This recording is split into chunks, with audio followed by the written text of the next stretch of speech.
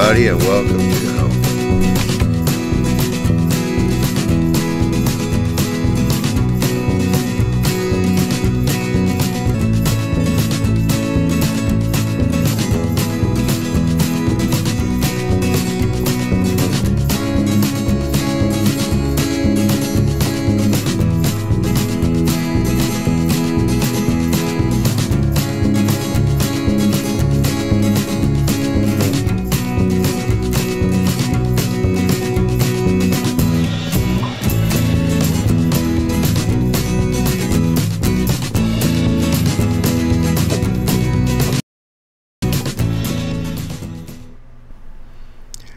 Hello everyone, welcome to the YouTube Mile Builders Thursday night general hangout.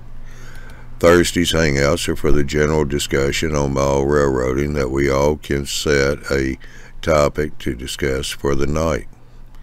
Thursday's hangouts are the proud sponsor of the Tuesday night presentations, the YouTube Mile Builders, eMag, and the YouTube Mile Builders live show. I want to say thanks for everybody joining in tonight's show. And here's your host for the night, Johnny Reb of Southeast Rails.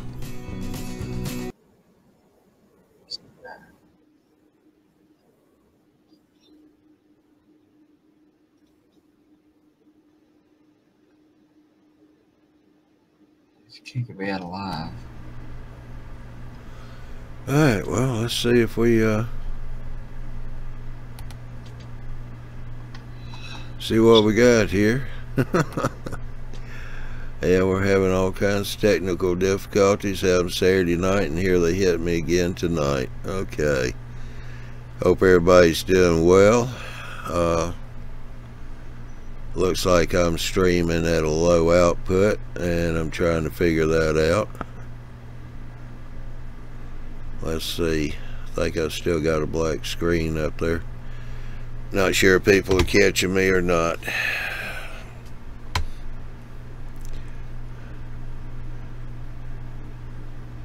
Everything seems to be going. I'm about to start buffering.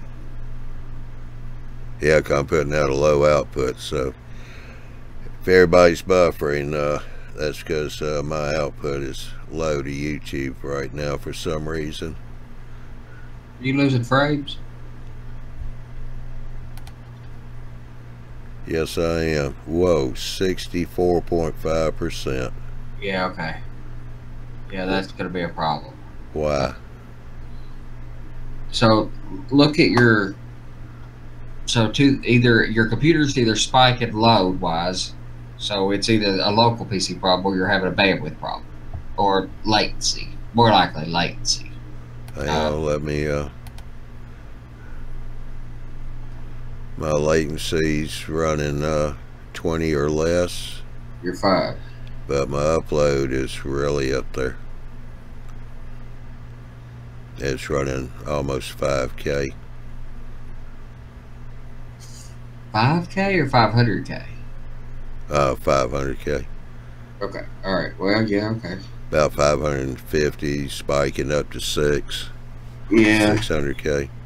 So I'm pretty well maxing out my bandwidth. Huh. Alright, let's get back to the show here and see what we can do to salvage this out. Alright, y'all stand by, 'cause I want to refresh all my system here, so you're going to have a momentary I went back to red. I'm dropping frames bad.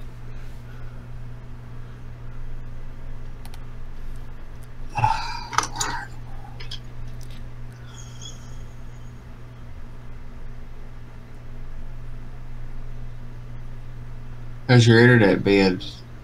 Yeah, it's been fun. It has been fun.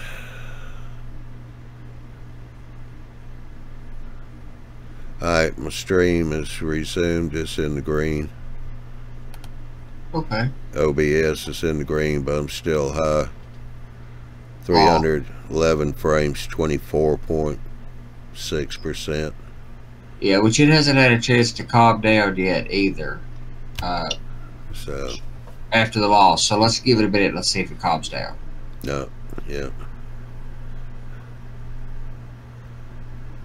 I just flashed red, yellow, and back to green. So, all right, we'll go with it like it is and do the best we can and see what happens here.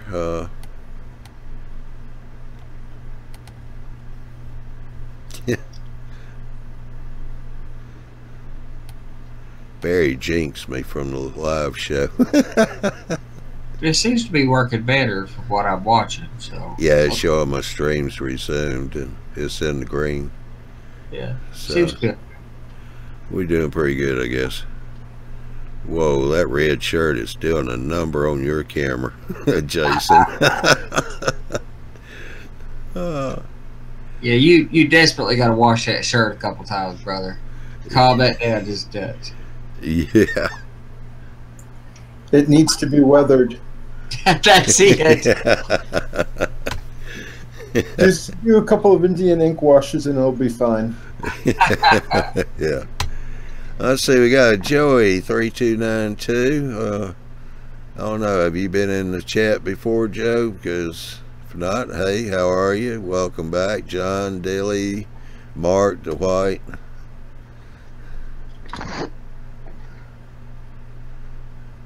Greg. Oh yeah, Troy's in here too. Yeah, all the usual suspects. ON30 Dave. Why don't you come on over here to the panel and yeah, thank you, better. Jason. Thank you. Maybe your camera will clear up because you're still a little out of focus. It's having a. Well, yeah, it's getting better there. Yeah, you're either really blurry or you need a shave desperately. I think so. Both could be true. That's right. Yeah.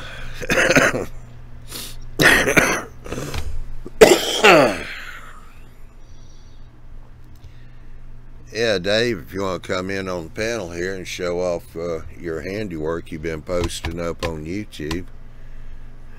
Yeah, you. Mr. ON30. Give you a special invite, huh? But The owl is on the way. well, it seems like the Saturday live show went off rather well. Started off with a few glitches, just like tonight, but I think Tom Trains and things had a good show. So did Ray. Both of them enjoyed themselves. The link's posted in the community page there, Dave, where I posted for the show. Just go down bottom in the comments. It's posted there. It's hard to not have a good show with Rainbow Bell. He's a character. Yeah. Yeah. Yeah, he is. But I mean, I tell you what, Ron's doing a good job on his videos too, putting them out there. Absolutely. No question about it. Definitely put some interest in it. He's going to start giving Walt's World a little run for his money. That's a lot, because Walt's done a lot of really good content for a while too. There, you know, in the last 6-8 months, look at the number of people that have come out. Is it Tom's Trades and I mean, there's like 5 or 6 people that have just kind of either popped up or really started putting content out, like Walt or whatever, that are just doing great stuff in YouTube. Yeah, yeah. Just like all of a sudden, it seems.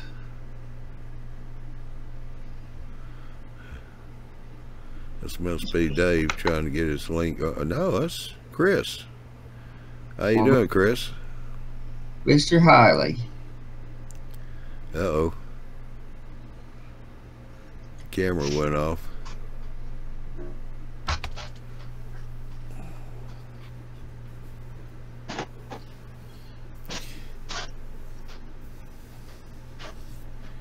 All right, well, let's get over here to the bring and brag or brag and tell. Hey Jay, you found a product that seems to be working out really well. You want to clue us in on that? Well, one of the things that drives me crazy, and has probably driven everybody else crazy, is trying to find a silver paint that resembles chromium steel, stainless steel on passenger equipment and locomotives, etc. Yeah. Let me interrupt for a second. Why is your light in the room flashing? My light? Yeah. Okay, it quit. Okay. Hopefully we're not having power outages. I think it's just camera adjusting. Yeah. Okay. So when we were, my friend had to go to the auto store yesterday to look for a rear view camera for his new car. And while he was talking with the salesman, I was poking around the paint area. So let's see if we can get it on camera. Sort of. Duplicote? Duplicolor. Chrome. I would talking to him, says it's ideal for trim and accessory pieces, which I presume would be plastic. And it went on pretty good. No crazing to the car body. It's an old Concours roundtail observation car, which I'm. You can see how well it's reflecting the light. Oh yes. I mean, this is realistic enough for my taste, and maybe even for Andy's. Absolutely.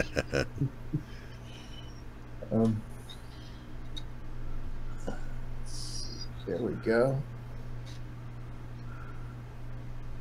It just did a beautiful job. I just gave it like a few light coats, just enough to cover over car body, and Yeah, I think if you back away from the camera some, it'll help out, keep the light from flashing, and guys trying to keep its focus. The other way.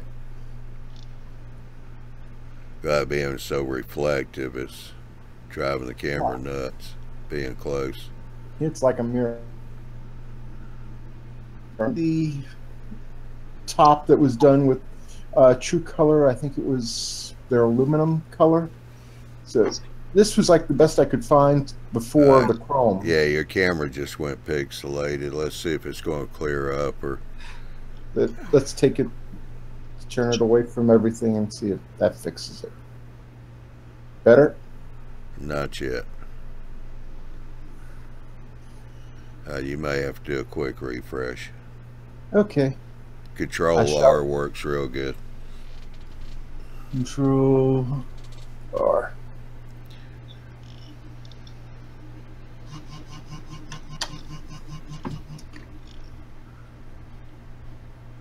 I'm back. That better? Yep. Okay. We see your keyboard. Yes.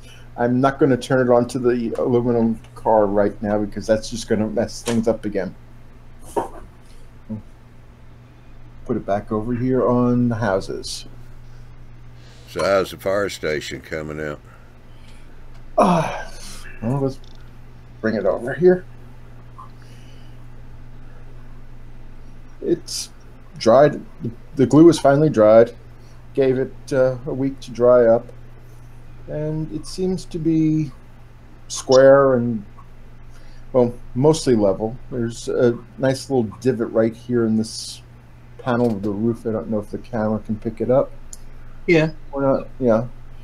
So, That's okay. How old is the building supposed to be? Right. Apparently very old now that it's got a sagging roof.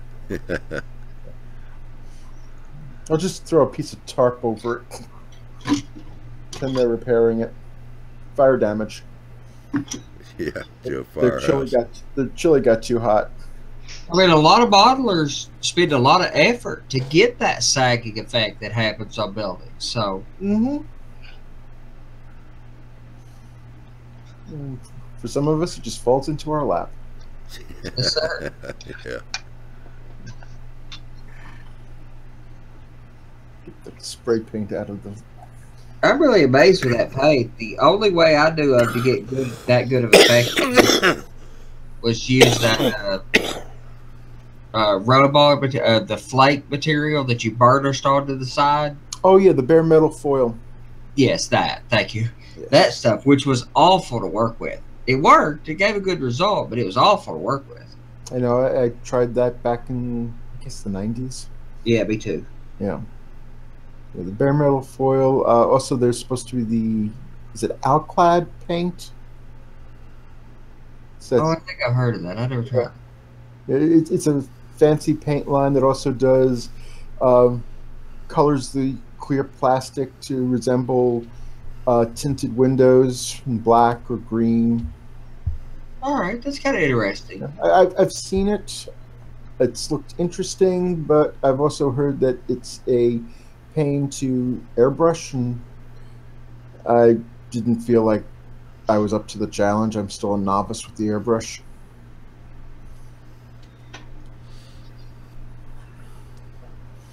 All right, well, go over here to Jason because he's got a project he's finally finished up on. Let him show his off now. Well, you guys remember probably about 2 months ago I was talking about a grain car. Here, I'll put it in this one here. Finished it up. Oh, looking good. Yeah. Did you drop it in the outside or something? It's so dirty. That's awesome, brother. Yep. It looks good anyway. Finish that up. Would be proud. Yep. Yep. Jim would have been very proud. Most likely, probably next week, I'll try to do a photo shoot outdoors with it. Get natural sunlight on it and all that. And take a couple of good photos of it and see what it looks like. Yeah, that'll be good. Yeah. Now who was B&O?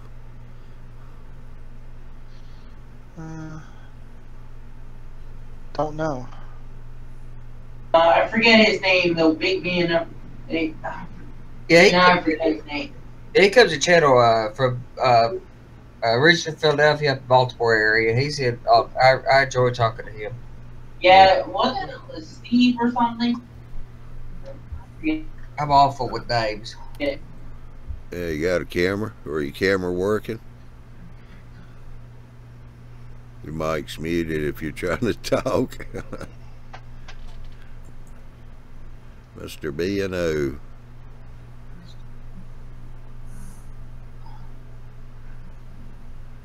Alright, we'll have a mystery guest for a little bit. So what you been up to, Lord?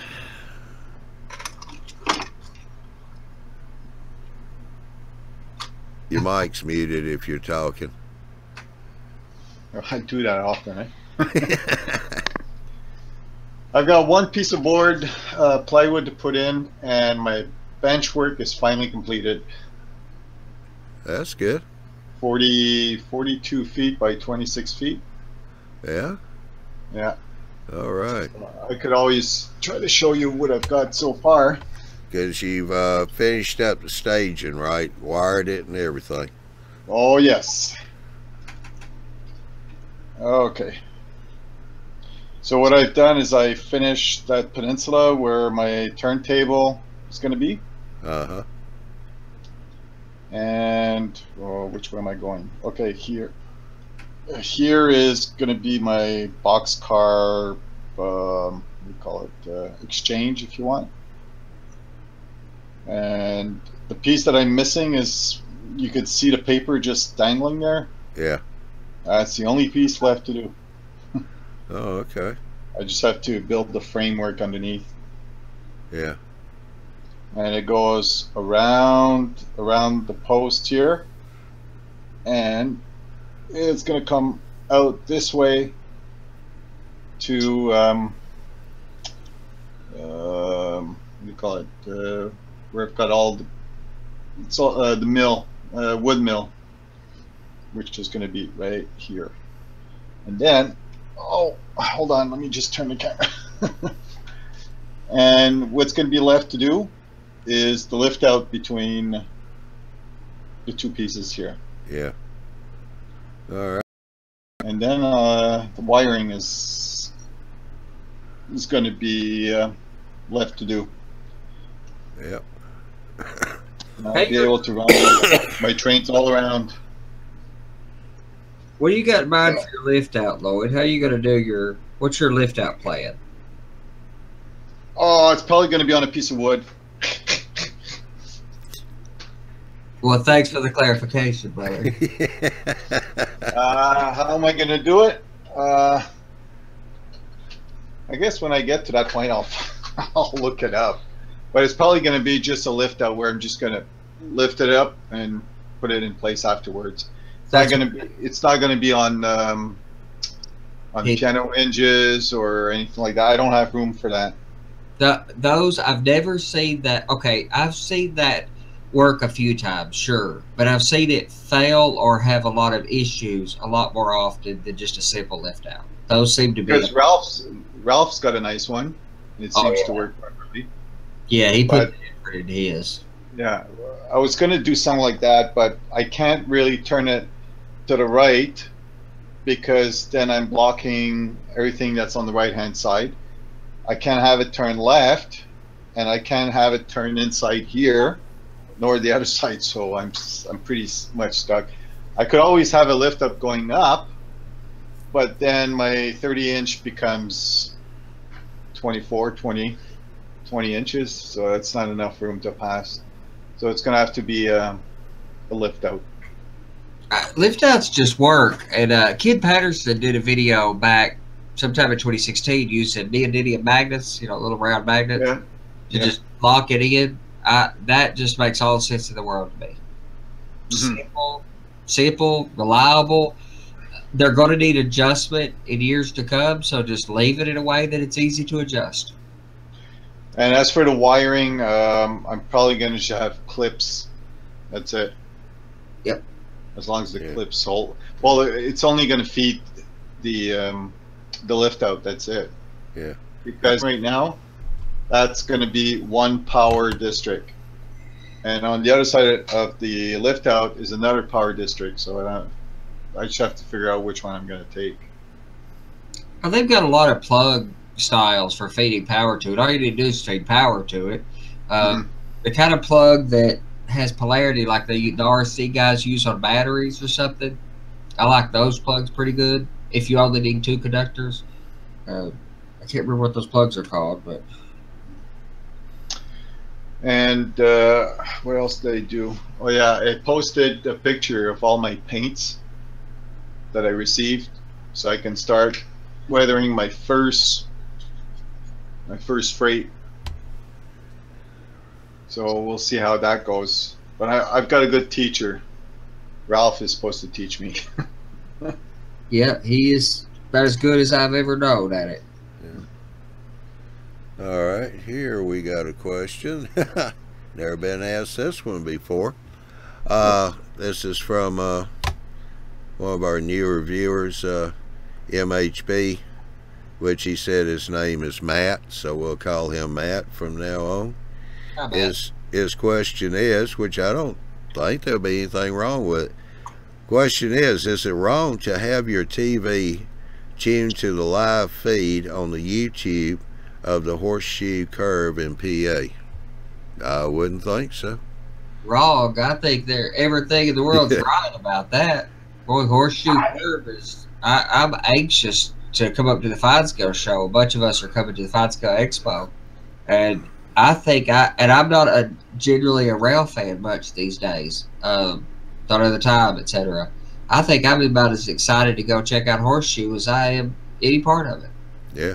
And this is the last year probably for Norfolk Southern Pennsy for Norfolk having Pennsy position lights at some of the control points up there too this year. So I actually have the live stream on too. I usually have the Horseshoe Curve or or one of the other or Railstream sometimes. So mainly, I don't spend the money to buy the Railstream cams, the one you have to pay for or anything. I just watch the free ones, and one free one I definitely like is the Horseshoe Curve one, or the Crescent, or there's one in Illinois or one in West Virginia. But yeah, I usually watch the Horseshoe Curve one a lot too. Okay. Because Yeah. it runs straight onto my railroad. Yeah. Well, Lloyd, Chris has put in here Dean plugs on the lift out. Dean plugs, yeah. Yeah, that's RC plug. I have no idea what that is. Yeah, it's DEANS. That's how you spell Dean's. Okay, let me write this down. So It's a simple 2-wire connector. It's all you need. You don't need some big complicated thing. It only goes one way because it basically has a female and a male molded together, so you can't mess up and put the polarity. Yeah. and where would you get that? You can just Google it, and it should come up with a bunch of different sites. Yep, or an RC shop. If you have an RC shop nearby, that's it. Or your hobby shop, if they do some RC stuff, because people who solder their own batteries together may put those on. Or even if you don't, even if you buy your battery, you've got to buy them to put inside your RC plate or car. That's part of the reason I mentioned those, because of how readily available they are.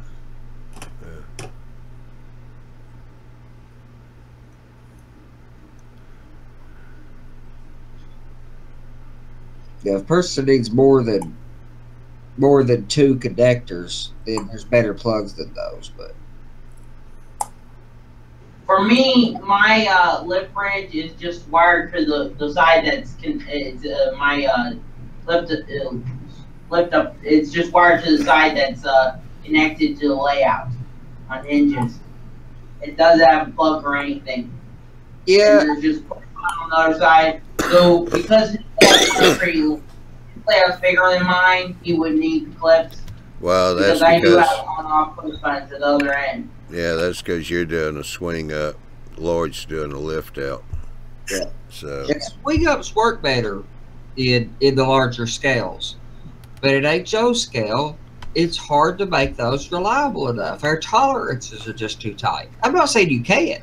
I mean, anybody interested, talk to Ralph about his. Lloyd's right that he nailed it, but he needed to because he's got tracks on multiple levels on his swing gate.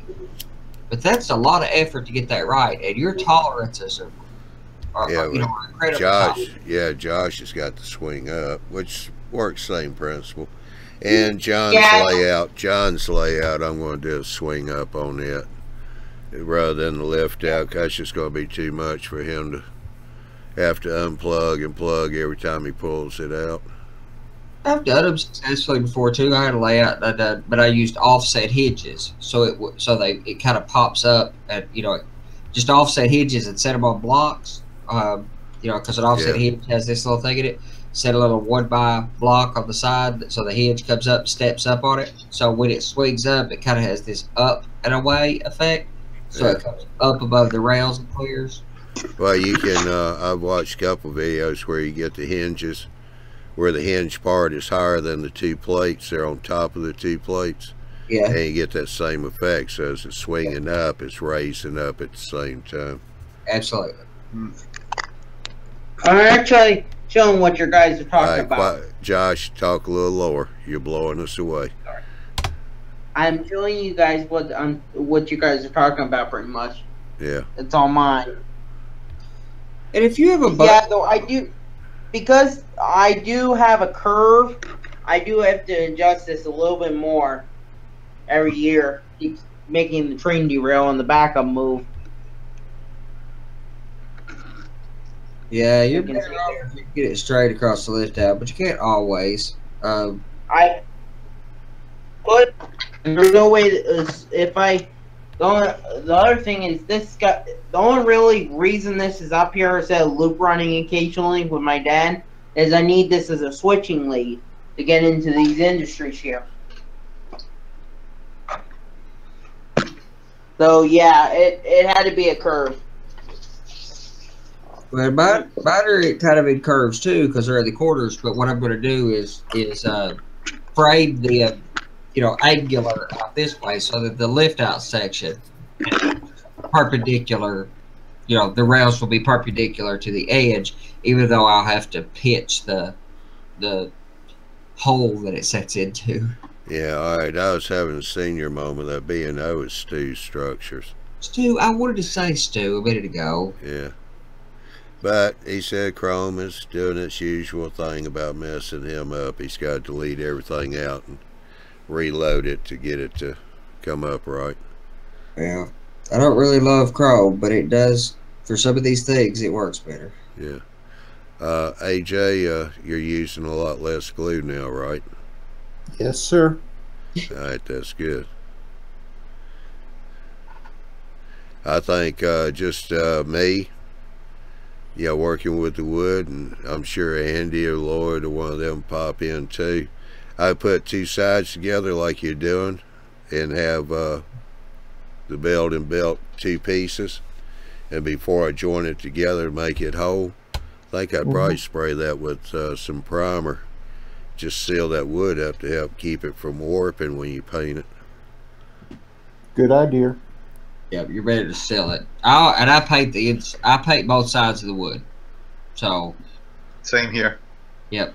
You can get less warpage or whatever, or it works both ways, so they cancel each other out if you paint both sides. And the thing, I paint mine before assembling. ON 30 Dave is snuck in here. Sneaky, sneaky. With his Australian filter on his camera. Yep. The upside down guy. Yeah. I think he ordered one of those really cheap cameras from over there or something. No, actually, we kid Dave about it, but what he's done is he's gotten rather creative. He's like a lot of us, doesn't have a whole lot of room on his workbench, so for camera and all, so to get the camera to work, he put a mirror up. So that's the reason why we see him upside down. Really? Yeah. We're looking at his top of his table with a camera, mirror. So, okay, Dave, you gotta explain to us what the word you're doing. Where's the mirror at? The computer is right there. I mean, it's an all-in-one computer, but unfortunately I don't have a remote USB for a camera, so I just use the wife's compact mirror from her makeup kit. To point it down and just fold it over the top of the camera and point the Yep, fold it down, tape it.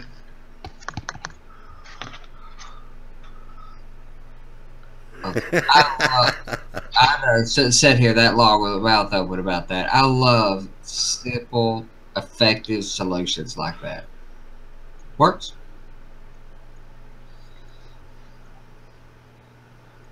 Beats trying to hang it from the ceiling.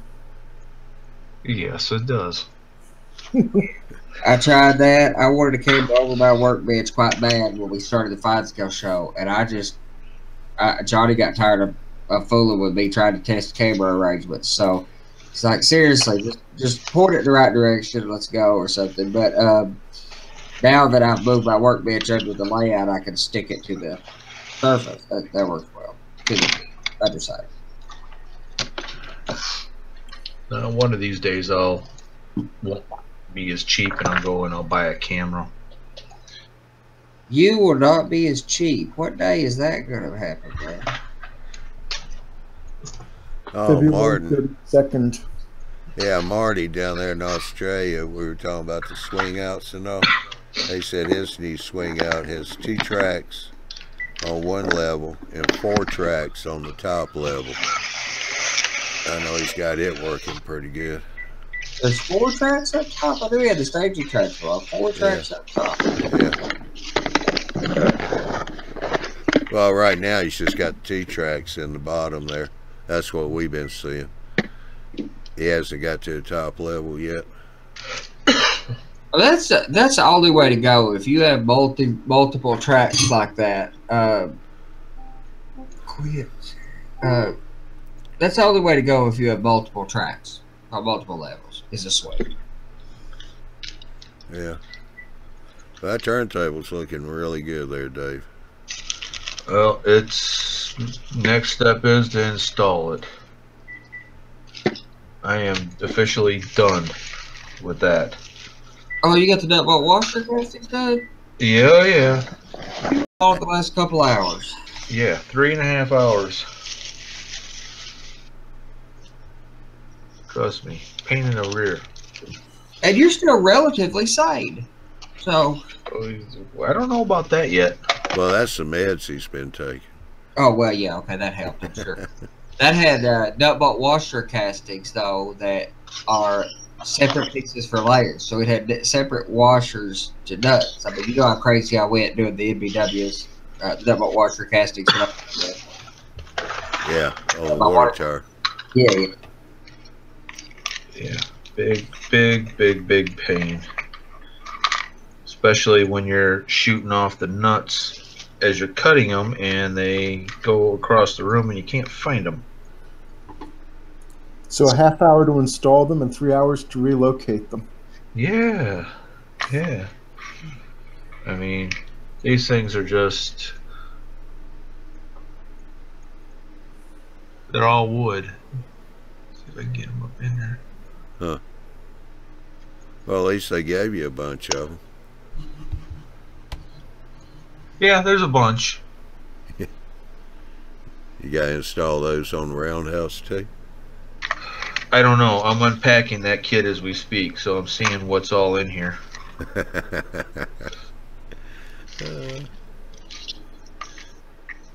All right, Matt has got a question. Anybody know who makes knuckle couplers for Bachmann and Atlas locos and cars for N scale?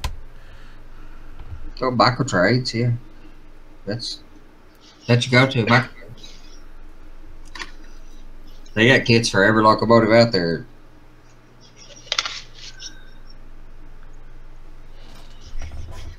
And honestly, I don't know if there's anybody got an alternative that's very good other than micro trade for N scale. In HO scale, there's some choices. Yeah, well, was the Cato was one that didn't have good ones, right? Yeah, McHenry possibly. If I used whatever you use, and Joe Fugate actually said this recently, talking about the Toba project he's been working on. What you could do for reliability, dependability, predictability in any project is standardized from manufacturer when you can. So standardizing all your track work from a single vendor, like my track work from Andy's Track Work Components LLC or something, or whatever. Standardizing your track work components can help you a lot in track reliability. It's unfortunate that that's really hard to do and get the choices you need for good quality track work. But I standardize with one coupler. I use Search and Engineering, which is a kind of specialty coupler for that I have. But if I was using KDs, I would standardize with KDs. I wouldn't mess with a McHenry. I'd replace it. I wouldn't mess with anybody else's. I'd run KD 58 or 158, whatever the semi-scale couplers. Period. Yeah, if Troy was in here, Troy has some good couplers for his N scale. They might have been micro, but yeah, they definitely standardize and does help out. Especially with couplers.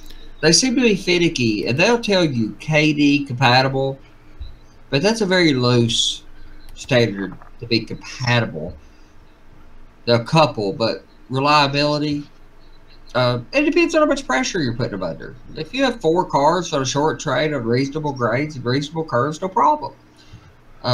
With my head laid track and steep grades and long trains, couplers are picky.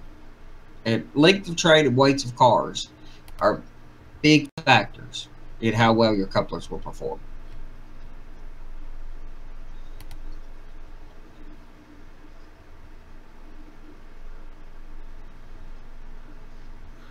Alright, here again, I apologize, but I've got a low output, so if you're viewing the show and you're buffering a lot, only thing I'd say is go to your viewer, click on If I just put your cursor up on it, you'll see the timeline. Just go back a little ways and click to put a little bit of delay in your viewer, so you won't have so much buffering. Evidently my internet's going up and down a little bit tonight for some reason or another. Happens. Yeah. We're working on a fix for that, so we won't be so much at Comcast, Time Warner, whoever's mercy. I thought it was just that the hamster got tired. That happens. That's exactly what happens. Yeah, I can see my OBS is flickering around with all different colors, red, yellow, green. Yeah, I've got a lot of drop frames tonight. But we shall keep plugging on, though. I'm already working on that system, as we talked about, that will stop this from being a controlling. This will cease to be a problem for everybody very soon. Yeah, that'll be good. Moving to artist sketches, are we? Yes, yes, that's the way to do it. I got a question here. How would, what would be the best compressor for Airbrushing. Airbrushing, yeah. It's really, to me, it's more a preference and all. And a lot of people that use airbrushes are going to cringe when I tell you what I have. I've got a big vertical tank air compressor that you use in a garage, home hobby and all. Came from Home Depot. I forgot how many gallons it is, but it's a pretty good sized compressor. It's almost as tall as I am. Got the compressor on top. Now the trick of it is, it's got its own regulator. It's got its own air dryer, which is a good thing. You really need those. Doesn't matter about the air compressor. But I ran the air compressors on the far end of the basement from my paint booth. At my paint booth, I bought a airbrush regulator, because the one that's on the compressor is not going to be that accurate. So I got an airbrush regulator, put that at the paint booth with a quick disconnect on it, so I just plug in my air hose and I plug my airbrush into that. My air compressor, I let it build up, get the tank full, shut off. I turn the switch off. I set that regulator to about 50 pounds of pressure. Then my airbrush regulator, I set it for whatever I need, which is usually around about 18 pounds of pressure. And I have no problem being such a big tank. Yeah, it takes me a while with an airbrush to run that thing down. I mean, I can paint all night on it with no problem. But I definitely do not paint with the compressor running, because that's where you tend to get that pulsing, in the air line, which will drive your airbrush nuts too. I mean, they make small airbrush compressors. Well, it's because I've got a compressor for like a nail gun, like a finishing nail gun. You could use that. Is that the pancake compressor? No, it's a twin tank. Campbell Austin. Oswald. Yeah, and it's got a single tank or a double tank. The single tank. Yeah. What I do is put you a quick connector on your air hose, which you probably have anyway for the nail gun. Yeah. Just go. But it's not the same size though. Huh? It's not the same size for my airbrush, my air gun, my paint gun. Yeah, it doesn't matter, because you're not going to use that on your paint gun. What you do is you get you a regulator for airbrushes, an airbrush regulator. So like from what was that, Chicago something? That's where I got mine, I think it was. I can give you that link or the name later. But anyway, what you're doing is you just want to run your air hose from that tank into the regulator for your air gun, for your airbrush. Okay. Yeah, That one, on that side, you put the regular disconnect like you got on your nail gun, so it will work. It'll plug in. Now you use the quick connect that comes with airbrush on the airbrush regulator, which is smaller. Okay, so I got all that, but I found it weird that, like, I was painting my tracks, and I would do about 3-4 feet before the compressor would start up. Yep, I got every 4 feet, and it's like I was having that problem too. Yeah, because that tank's a low volume. Yeah. So I bought a tank just to stand alone, and I fill my tank up, and I paint with it.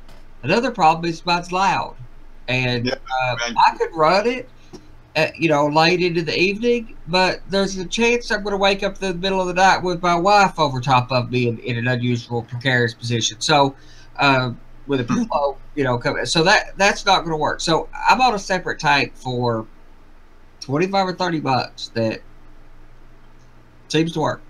It also lets me grab the tank up and an airbrush and run around the layout with it.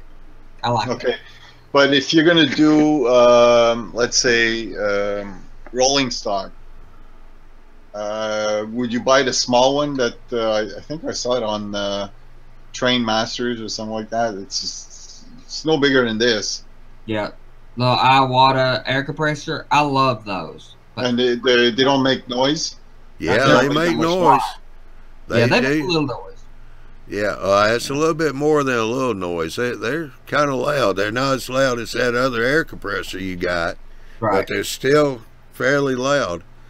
I want one of those too. I just can't let go of the $250 for that, especially when I already had one, and I bought a tank for like $20 or $25. All you gotta do, Lloyd, is pump your tank up, turn the compressor off. Yep. Sit there and paint until kind of watch your regulator and see when the tank's getting down. Yep. Once it gets down about 30 pounds, you stop, turn the compressor back on, and let it fill back up. Yeah, because I'm doing my tracks and it would start up, I would jump, and I didn't have much stuff. I mean, it didn't matter if I sprayed paint elsewhere, but yeah, okay. I like the separate tank arrangement for me anyway, because it made it so easy for me to just run around the layout. The tank doesn't weigh anything, so I could pick the tank up and run around with it, and I could paint for a while off that tank. Yeah. Chris Hiley said he uses it's 5-gallon portable tanks. Just fill the tank, use it. That way you don't have the pulsing of the compressor. But that's the same thing. I mean, why buy the tank? You got a compressor that's already got a tank, Lloyd. So just fill it up, turn the switch off. That way it won't kick in when it hits this low pressure switch on the regulator. Just keep an eye on it. And, after a few times, you'll see how far you can get from a full tank down to, say, 25-30 PSI, which should get you a fair distance.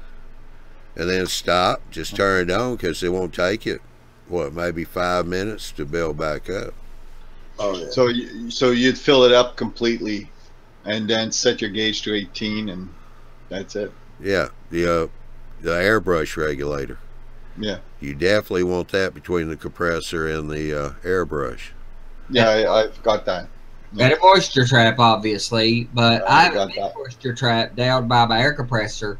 But I got an air compressor, or I had a brush, and I got another couple brushes off of Miles, and they had the little moisture traps by the, right up against the actual brush, which I like better from a handle perspective. Holding it better with that anyway, it gave me a better handle. But I'm convinced that they work better that way. Yeah, Cotropolis, Mile Railroad. He was saying in here, just get a really good airbrush regulator. He said if you go ahead and spend the money and get a really good one, you shouldn't feel the pulsing. But I've seen videos of these guys that do you know, airbrushing and all, they're really good. They're not running the compressor while they're actually painting. So Another question. You know, the paint booth. If you're using acrylic paints, do you really need a booth? Yeah. it just helps contain the overspray. And that small particulate, the small parts, you don't want that stuff in your lungs. So you could use a mask, Yeah. but you don't want that stuff in your lungs. Okay, so I was thinking of building a booth, but the exhaust, does it have to be outside? Yeah. Because I have no access to outside. I would need like a tube that would go at least 40, 50 feet. No, that won't work for you. It won't work. No. I just cardboard box, a big one, Trap it. and run the tube into that. But you're going to have to cut a hole in it for the air to come out, or otherwise you'll back pressure the system and you're defeating the purpose. Just put a furnace filter on top. I was going to say, what about a carbon filter? Yeah, even better. You know, the ones that you have in the kitchen, like we've got a fan on top of the stove that doesn't go outside. We do too. Yeah. So it's a carbon, but they use carbon filters. Or charcoal or something. That's Sorry, charcoal filters, not carbon. what mine is too. So I could use that with like a fan that pulls the air, right? Yeah.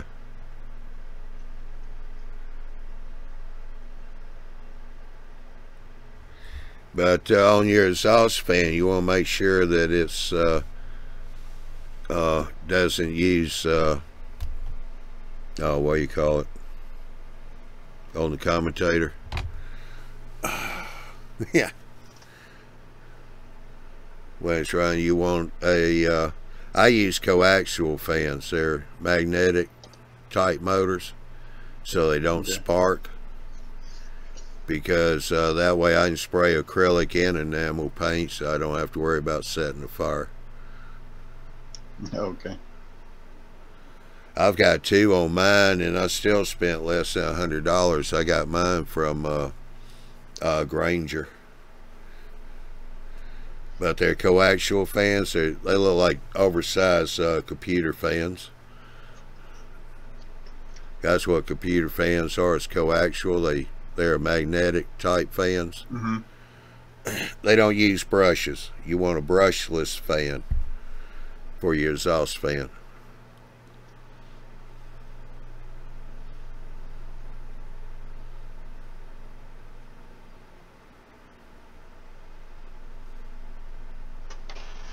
Yeah, Troy Simpson said a cheap bathroom fan furnace filter in a box.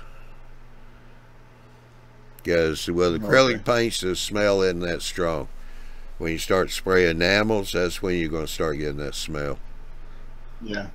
Then I guess you'd want to use a charcoal filter on top of the box. Just as long as it's not so thick that the box will build up pressure. I mean, it's going to have a little bit, depending on the size of the box.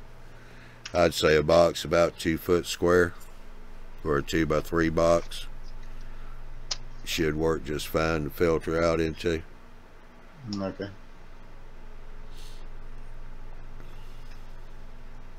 Doesn't work good on dryers, but one time I was doing a home inspection, and that's what the people did. They, instead of venting the dryer outside, they had a big cardboard box there and they had cheesecloth across the top of it.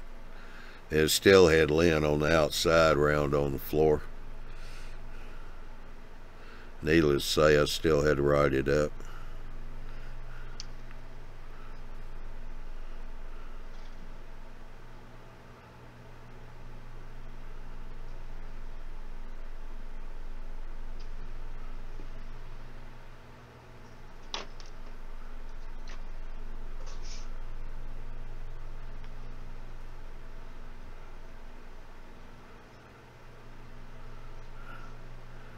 So what you working on now, Jason?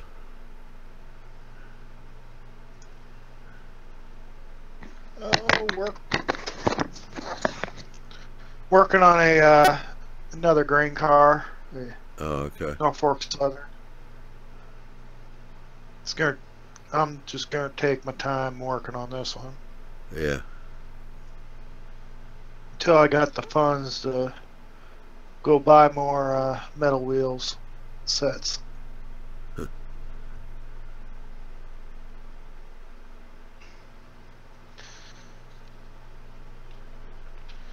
It's one of these one grain cars that it takes a long time to build.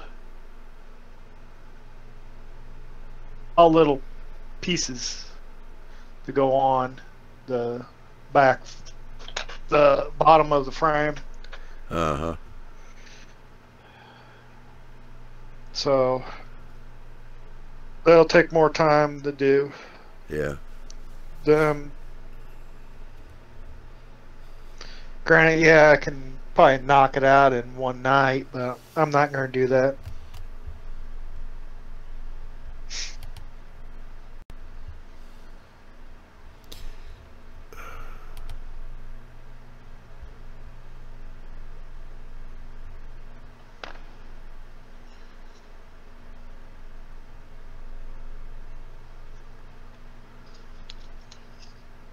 Yeah, this thing's killing me.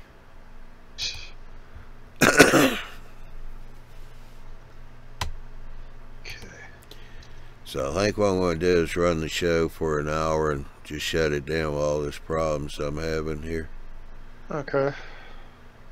I mean, nobody's been complaining out there about the stream going in and out, but still. I know they got to be buffering a lot. Any of you guys out there on the panel, let me know how the stream is for you. If it's buffering a lot or what it's doing. So far, so good on my end. 5x5 here. Oh. And I'm watching it on the YouTube one as well, and I don't see any problems on there. You don't? Okay. She's been pretty good right now. Yeah. Alright. Seems alright. I keep getting all these video output low messages, and OBS is really having a workout tonight. It's dropping frames bad. At least the earth keep. Although my CPU usage is pretty low. Yeah, your machine's built for working like this, so. Yeah. Alright, if it's still.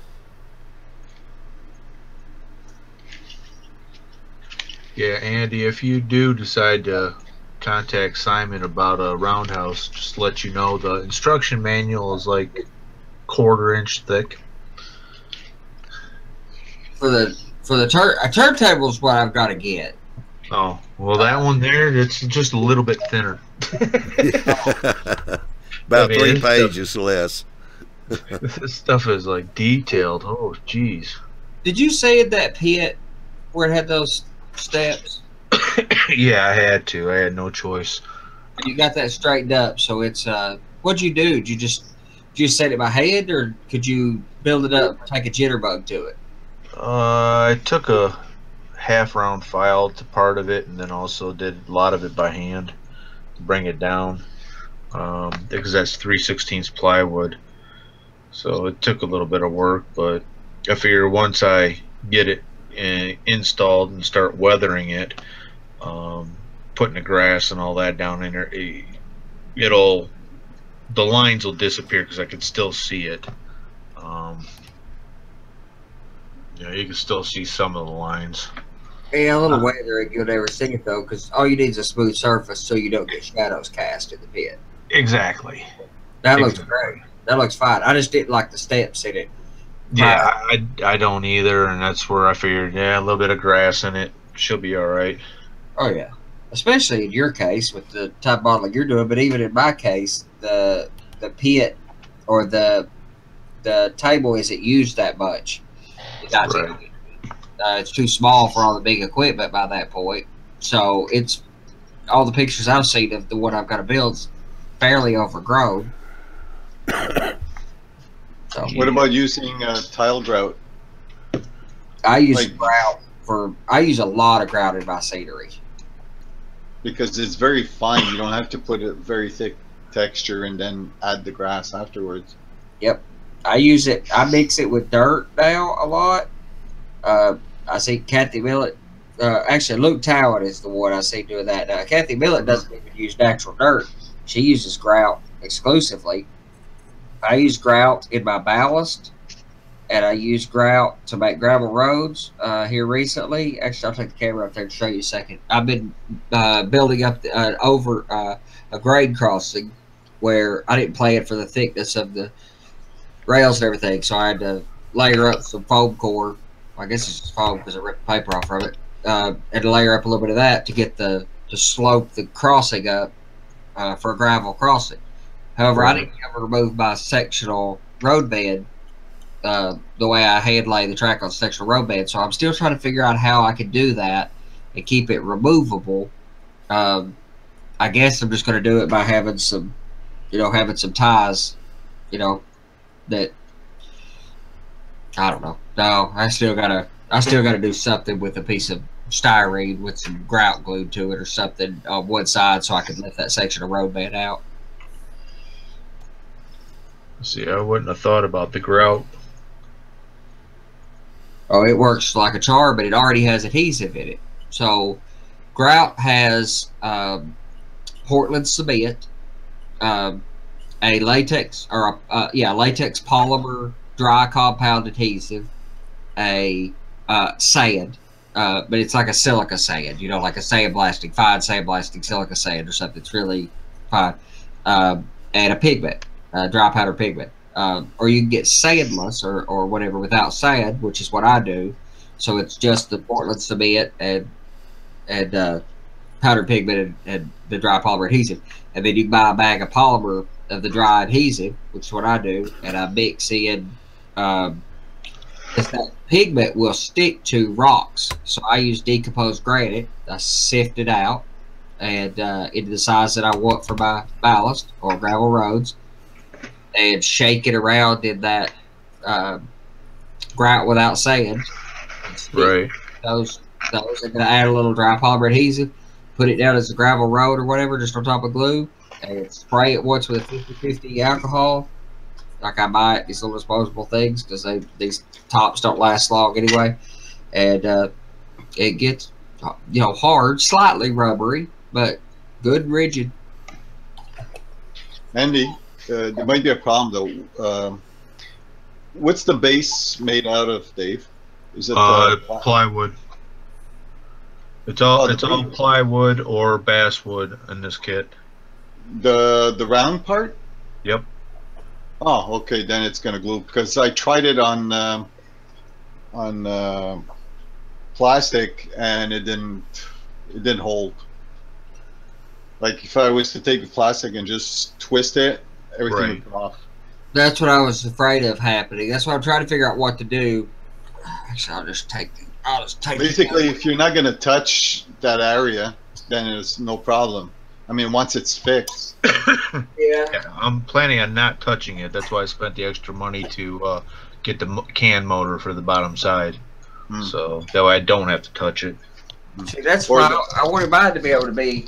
So mine is this little grade crossing, and I brought it up to level, so it crosses in a couple directions, because it crosses, over here. And I still got to build this up a little bit more now. And I had to build all this up.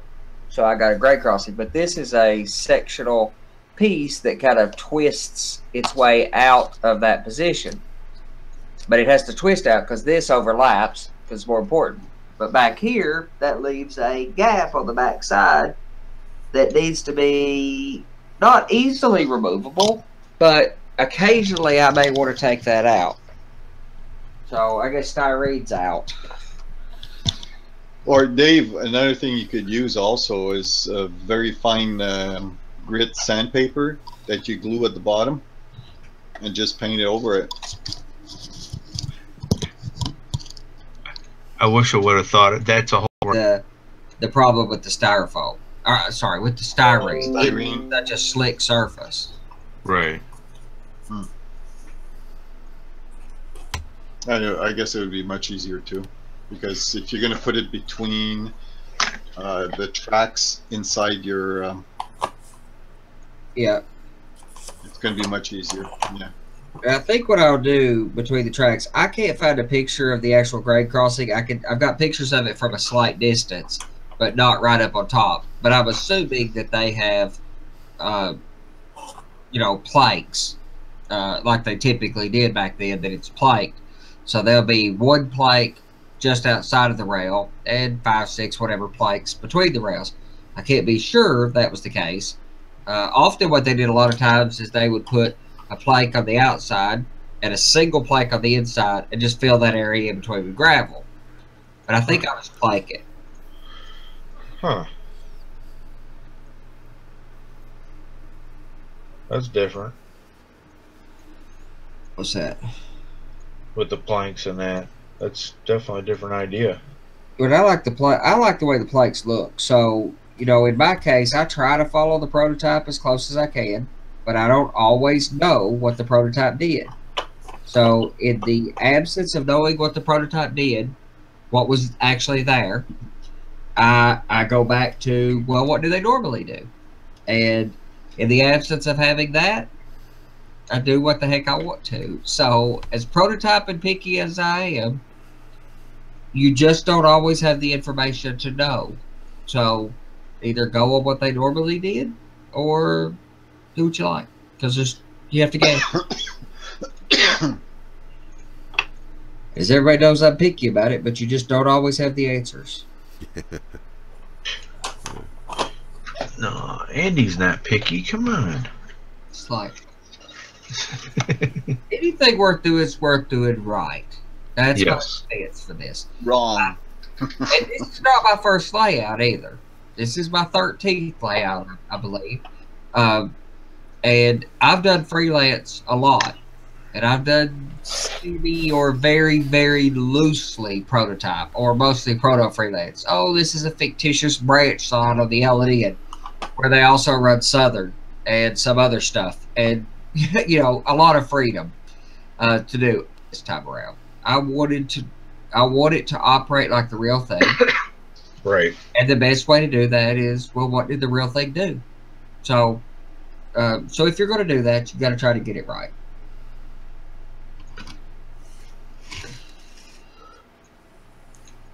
Well, I know this kit definitely looks a lot better than that Firefox kit I have. So. The what kit? The Firefox 9-inch pit that I have sitting in there right now, not finished. Oh, the Hydrocal that has that. Yes. I love the idea of that. I would have thought that would have been incredible. Yeah. But I guess I'll make second level and put it in the back like we were talking a couple days ago. Got to have a turnaround at the other end of the layout. Yep.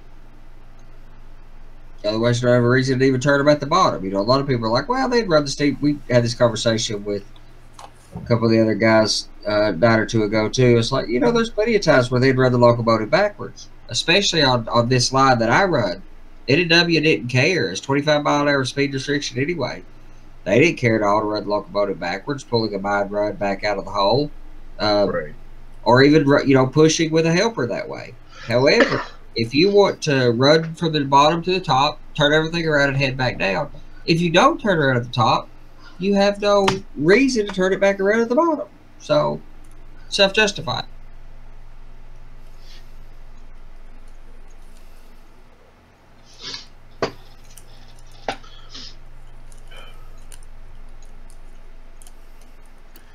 What kind of paint are you using on that one, AJ? No, it's True Color. Oh, okay. Yep. Yeah. There we go. Spot the target. Is that the one that's, is that the airbrush one or the brush paint? It's technically airbrush paint, but It's, I've been dry brushing it. yeah, it's real watery. Hmm Yeah. I was also thinning it with thinner. You know, that stuff does not work well with a paintbrush, that's for sure. It serves my purpose. Huh? It served my purpose. Yeah, I mean, for dry brushing and stuff, yeah, it works great. Or if you want to use it as a kind of like a wash. Hmm But Even I've never, yeah, I've never had any dealings with True Color, and that's what we got at the shop down at the store now. Since we can't get the good stuff, Polyscale and Flow Quill. But yeah, unknowingly, I grabbed the bottle off the shelf and asked Brian to take it out of stock. It was concrete.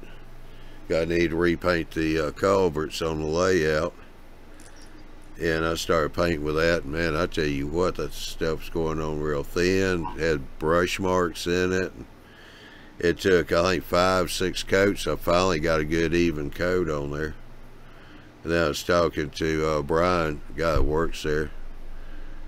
And he said, yeah, that's airbrush paint. They got it super thin. I said, do we have any brush paint? Oh, yeah, we got about 10 of them. That's about it. You know? I mean, even the Vallejo regular paint is super thin. So they have bottle, whatever it is. Well, bottle color. And then they have bottle air. Bottle air is pre-thin for an airbrush. The bottle color is thin to brush paint with. And probably not suited for plastic. But it's fine on wood, like I like to work with. But it requires a little finesse because of how thin it is. But then the bottle air still requires you to put theater in it to run it through a brush, or at least through the couple brushes I do, it requires some theater. Yeah. Or a flow enhancer. Yeah. Yeah, because if you use an apple barrel or Americana and all that, they sell what they call a extender, which is the same thing. It's basically kind of a thinner type thing, which I bought a bottle just out of curiosity, and actually it thinned that craft paint down. Worked fairly decent for what I was using it for. So, well, I'm going to try. I haven't tried this yet, but I seen Ron Perry used glycerin, which I have some of, and just put like 1 or 2% glycerin as a flow enhancer. So I want to give that a try and see if that works. But Kathy Millett, her most recent video that dropped like yesterday or something like that recently, or maybe actually I think I watched it today. So she used a animal product, you know, like an animal oil, like a, I don't know, vegetable glycerin or animal fat glycerin, you know, something like that as a flow enhancer for her paint. Put a couple drops in it. So I think I'm going to give that a shot too, you know, just see which one's better. Because buying the flow enhancer for like Vallejo is, well, it's expensive. yeah.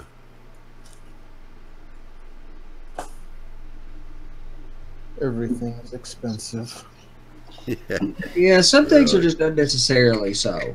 Like, you know, we used to buy Polyscale. Okay, the problem is we got spoiled. You know, we got spoiled by $3 freight cars, and, you know, we just got spoiled in this hobby. And Polyscale was just, you know, really good paint. Local was really good paint. I loved polyas paint. That was just... Yeah, cool says polysorbate. Polysorbate. That's what Kathy was... Yeah. Yep. Okay. Yeah, that's what Kathy's talking about. That's what I'd like to try that. I've got glycerin though, so I'm gonna try that anyway because it's, well, I mean that's a free thing to experiment with. But I do want to try to get some of that polysorbate and give that a shot. Yeah. I love a sorbet, like a raspberry sorbet. That's good stuff. Yeah, cool. Also put up here 80. So I don't know if it's got numbers to it or what, but That's what Kathy said. Polysorbate 80. That's oh, what okay. it did too. So I don't know if that's the density of it or the, you know, something like that. Yeah.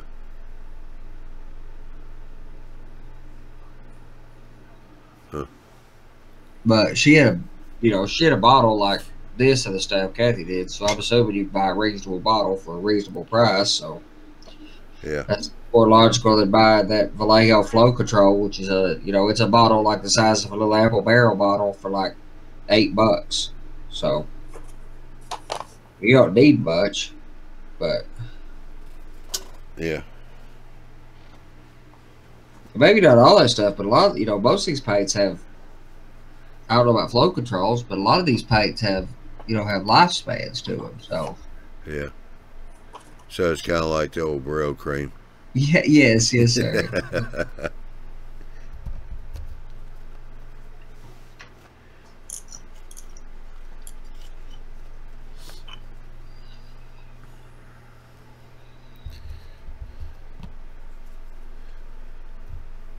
Yeah, AJ moving right along now. He's a roofer. More like a Laurel and Hardy roofer right now. I don't have the trim on, so I'm trying to unsuccessfully get it evenly spaced along the roof so that it'll overlap that part once I actually add them. Are you roll roofing it? I'm using what came with the kit, and I'm seriously thinking about not using what came with the kit. I'm going with tissue paper and yes, sir. Yeah. I'm much happier with the tissue paper roofs I've done. They're a little delicate to work with, but boy, you can't beat the look. The only one I've seen that I actually liked very good at all came with Barbell's kit, because it already had nail holes and stuff in it, which were awesome. But it's still just infinitely too thick. Yeah. Cool said $3 on eBay for Polysorbate 80. Yeah, see, that's a no-brainer. That's the ticket. That's what to get. I'll order a bottle of that soda and give that a go.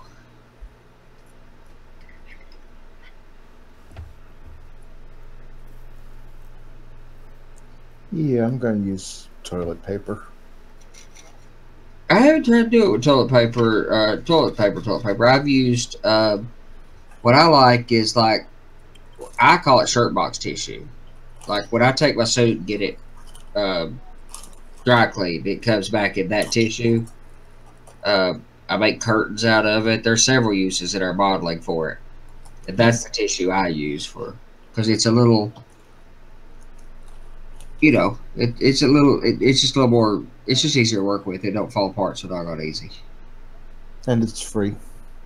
Yes, that's true too. Which I bought a pack of the multicolor for doing curtains and stuff with, because it's meant to just be balled up and stuck down in like a gift bag. So it's like $2 for a big old pack of stuff.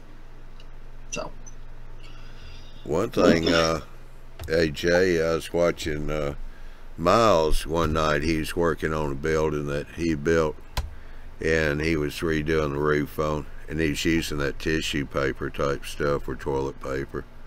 But he'd already painted the roof black. Okay? Yep. Yeah, that's why he painted it first. And then he decided he wanted to give it that roll roof look. So what he did was, he was just taking that tissue paper and putting mineral spirits or whatever on it to soften the paint up. Then took his finger and rubbed it into it. And man, that really come out looking good. Rubbing paper down into the paint. yeah, they have a natural faded color too, and I do have better luck if I pre-paint the backdrop. Otherwise, you got to paint the tissue paper enough times to destroy the texture if you don't paint the roof first.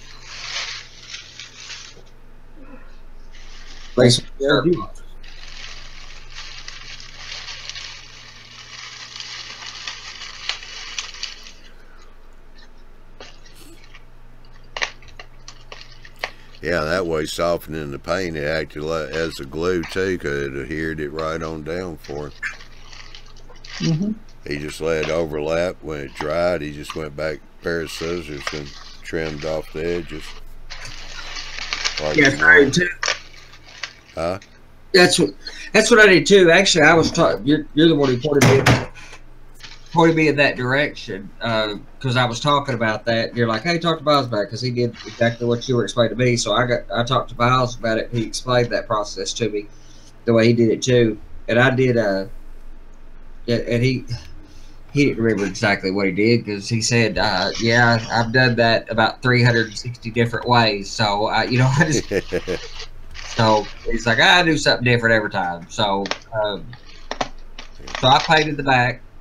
Yo, then Dave. I painted a little bit of glue on, and then I rubbed the tissue paper into that like white glue on. Yeah, hang on. Dave. Yeah. You want to pop that after the show, please? Oh, I'm sorry. I thought I was still muted. All right, Andy. Oh, sorry, I was missing what was going on. Yeah, he's popping bubble wrap. Oh, yeah, that's hard to pass. So I just barely rubbed glue on. Like I took a finger, just rubbed a little glue on so it'd stick to it. Stuck the tissue paper, just rubbed it down into that glue. And then I think I lightly painted a dilute glue over top of it. Actually, I don't think I did. I think I just painted right over top of that. Because I didn't want to put much paint in it. Because you lose the texture. You want a real dilute coverage of paint. Actually, I think I may even just airbrush it next time. After I get the tissue down. Just to try to keep the paint coverage as thin as possible.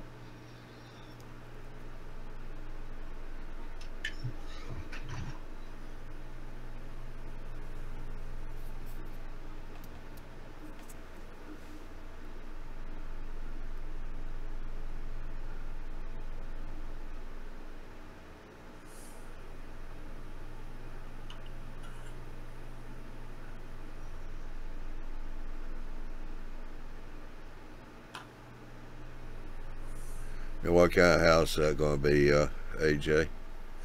The one that's under construction is one of the Laser Arts Thelma and Stanley 2-pack. Oh, okay. I think that's the Stanley I'm working on now.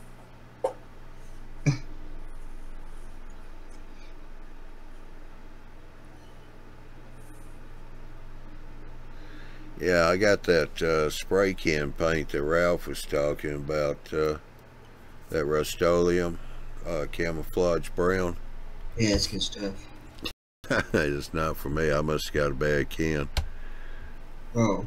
I mean, it does have a texture that looks good, but the stuff wasn't sticking on those turnouts and the PC ties.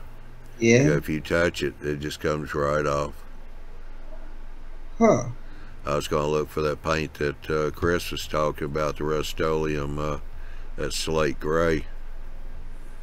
Give that a shot, see what it does. Yeah, I don't think what I spray with it. I mean, I spray rails with it. It sticks just fine. You got to clean the rails, though. If it has any oil on it, the paint will flake off. Yeah. Clean the rails. The paint sticks to the rails. But the thing about it is, see, the heat guy, using the soldering iron helps out. I still have to put clamps on there to get the quick sticks on. Sure. But if I pre-paint it, when I'm putting the soldering iron on there, it's scraping the paint off. Yeah. Off the base. So I think what I'm going to do is just quit trying to do that, get the turnouts complete, and then just paint it afterwards. And that's what Ralph does. Me and him have talked about that because I like the effects of the bed wax stain. yeah. And it all depends on what you're recreating, what era, etc. But the ties that I see in the prototype pictures that are color from anywhere close to my era, the ties just aren't that dark. They're quite light, quite grayish. Yeah. So I just like the effect of the bed wax stain better. Well, I got the same stains you do, and mine are coming out a little dark because I got the ebony and I got the walnut medium or whatever that is. Yeah, I use the same colors. We talked about that. I know I mix mine a little differently because mine comes out a darker color, but I'm mostly just doing that to the rails just to kind of seal them up so that the plow bond, what do you call that glue? Oh, it's a contact cement. Yeah, plow bond contact cement. Doesn't soak up so bad in the wood. I don't have to keep putting it on there.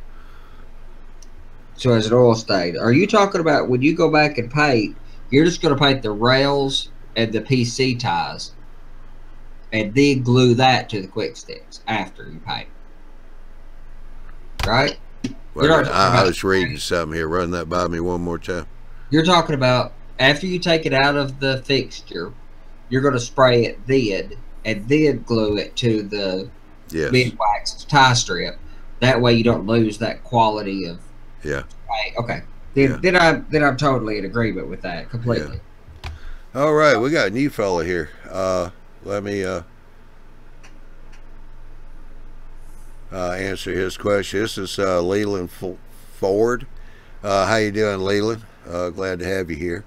He said, new to the channel, so you just get together, work on models, discuss it, and we watch and hopefully pick up some tips. Yes, you can watch. You can also ask questions here in the chat if you like. Now, in this particular show, we can have 8 people. We got 2, 4, 6, 7.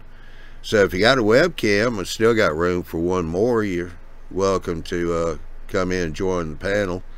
I was fixing to wind the show up, but if you come in, we'll let it run for a little bit longer. Yeah, we do, like Troy says, we have a chat room that people jump in that's open every night. It just starts up whenever the first one comes in. And that's on Appear, APPEAR.in/YouTube Model Builders. That's the room there. Now that room, you can we have 12 people can be in there at one time. But yeah, if you get in there, just stay, and because people have already been in, we've created accounts, which is free. So when we do that way if somebody comes into the room, we get notifications that somebody's there, so we just come on in. Well, I tell you what, just come on in, join us, you'll get over the camera shyness. But during the nightly shows, you can still get into those chats, leave your camera off if you like. We do have a couple of people that are camera shy, so they just come in, leave the camera off, but they're able to chat, so because you can still do that.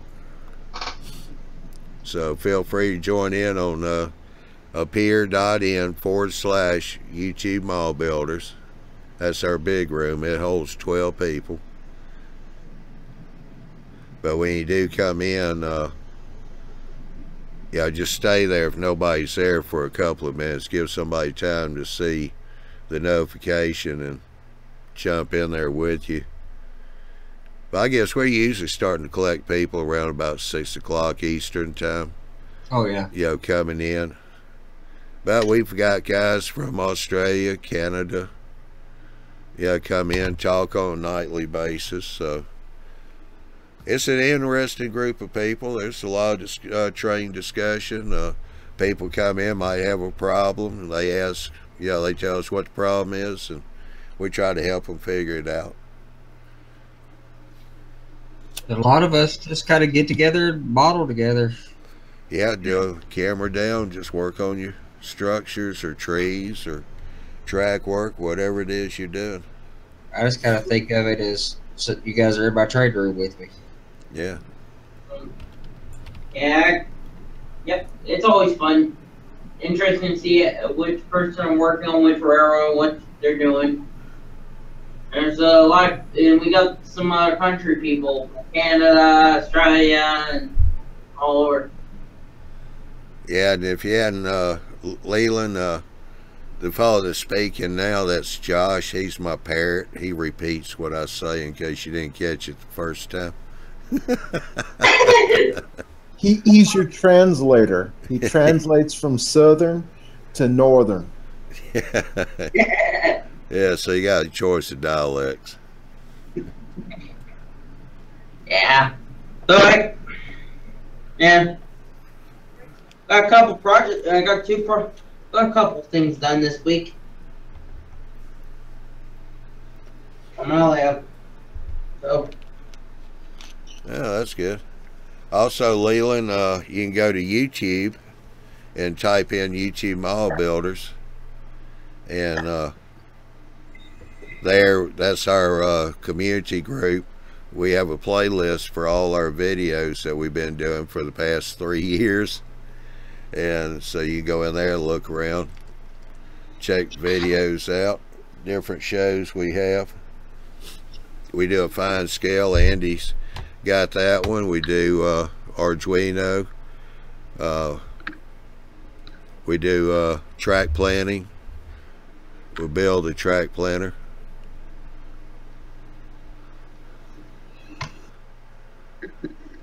What are you doing, Josh? I was going to show you what I've been doing, what I did this weekend. Wait real quick before it shut down. One is I hung up the American flag over here. Yeah. My conveyor battle flag's over there, American flag over here, and there's my computer with you guys and watching the Horseshoe Curve. Yeah. And the other thing is when this is done, this is my busiest time of year for me. I'm all everywhere and everything. I've been not home much. So I got I gotta get the tortoise still installed. So I got, because 2 push buttons actually 3 went bad here, and these came from eBay. Instead, I went to Home Depot really quick and I bought a couple push buttons from Home Depot, and now they're working. So that's pretty much. And then I cleaned my engines and cleaned some of my track this week. Though that was pretty much my main thing I've been doing.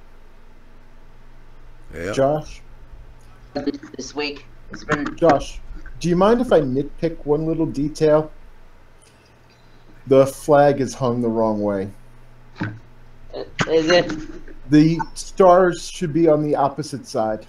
You don't just rotate the flag, you have to rotate and flip. Yeah, I should know this because I'm in charge of the flag at my school. I should know this and some of the stuff. I'm just, it's been busy.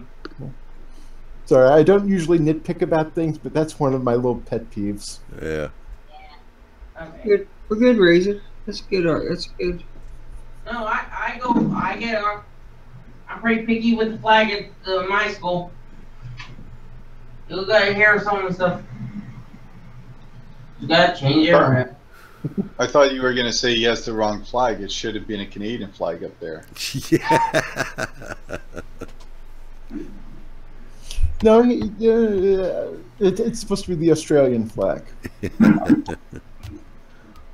Because he's in the basement, so it has to be down under. Yeah. Cooltropolis. Hey, Ralph, buddy, why did you join us in here? Ralph just joined us on the chat. And Cooltropolis, Model Railroad. By the way, I gotta admit you, that's just a great name. Cooltropolis Model Railroad. He's switching the town, the Cooltropolis South Yards or something. That's just awesome. It mentioned something about this week. A bunch of us are working on being able to operate over the internet. So that is something we're really working on hard too, Leland. Hopefully, before terrible long in the community, well, as railroads come along enough that we can operate them, we'll be able to get in here and run some trains together. It is an amazing world. Really working. All right, time to go. Glad to see y'all. Catch you next week. Hey, Ralph, how you doing? Why do you have time to come to this place?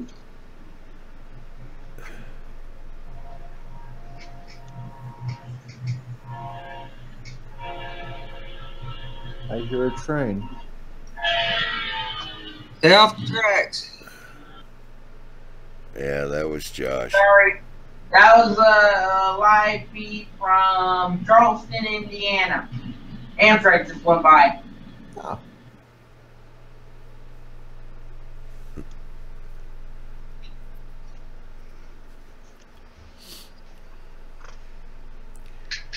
Well, I'll tell you what, we done somehow or another managed to surpass the hour and a half mark here with all the glitches that we've had tonight. So, Leland, welcome to the group. Hope you come back. Be sure and check out the YouTube Mall Builders YouTube channel. And we also have a G Plus channel also. And a Facebook group. Andy, can you, oh, you're busy. I can. As soon as I stick this one there. Alright. Hang on, Leland. Andy will put the link in the chat here on the YouTube chat. But it's Appear, APPEAR.IN /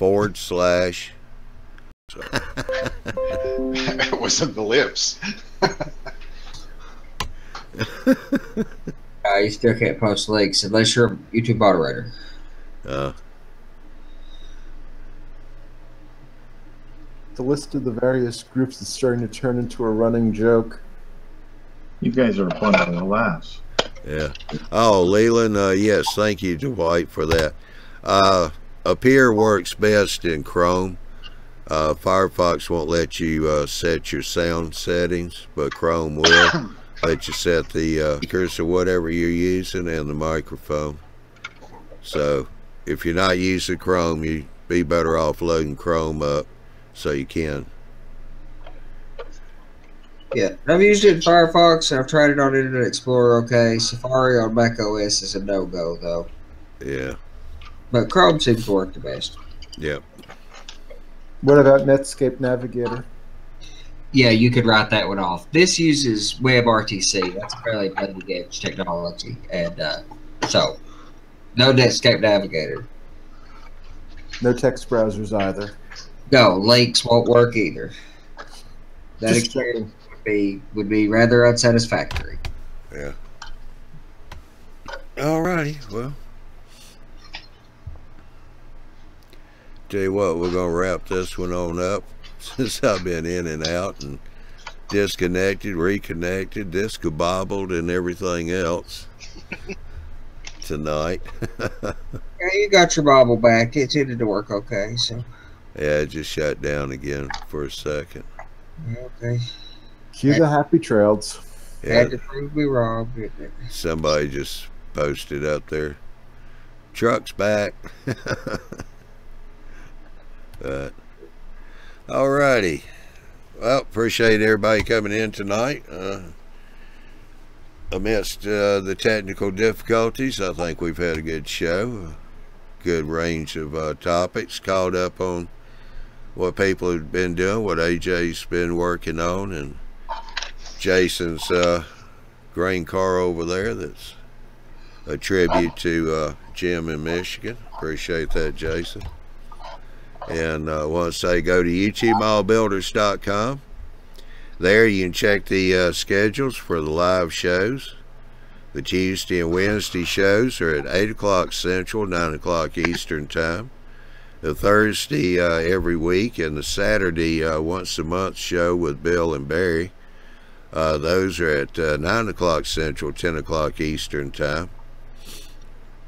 Also be sure and click on the eMag and sign up for an email notification when it comes out.